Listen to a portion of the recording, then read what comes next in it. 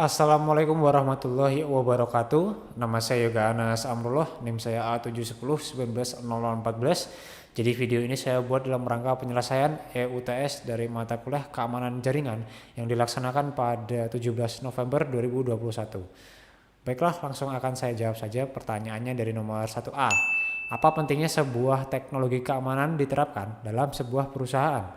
Kemudian sebutkan manfaat, resiko, dan contohnya.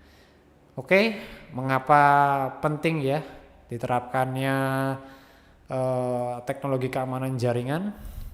Yang pertama adalah agar data perusahaan itu aman dan hanya diketahui atau dapat diakses oleh perusahaan itu saja.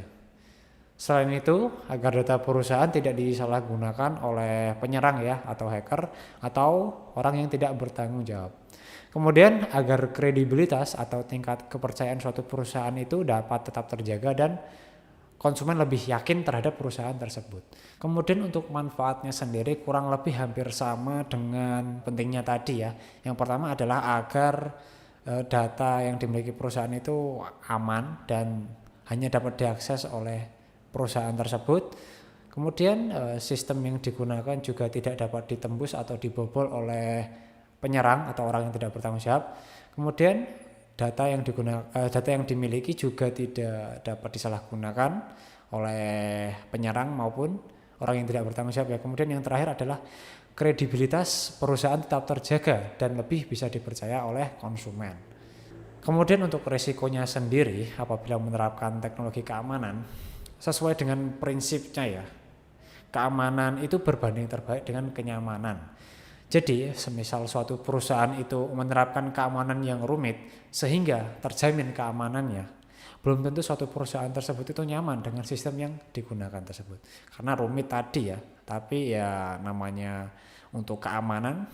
Kemudian apabila perusahaan tersebut menerapkan keamanan yang tidak rumit sehingga membuat nyaman bagi perusahaan tersebut, belum tentu perusahaan tersebut itu aman dari serangan yang bisa membuat rugi ataupun menjatuhkan perusahaan tersebut. Jadi untuk resikonya sendiri ya sesuai prinsipnya ya, keamanan itu berbanding terbalik dengan kenyamanan. Selanjutnya adalah contoh penerapan dari teknologi keamanan. Yang pertama adalah seperti mengaktifkan dua faktor autentikasi ya, atau dua step verification biasanya.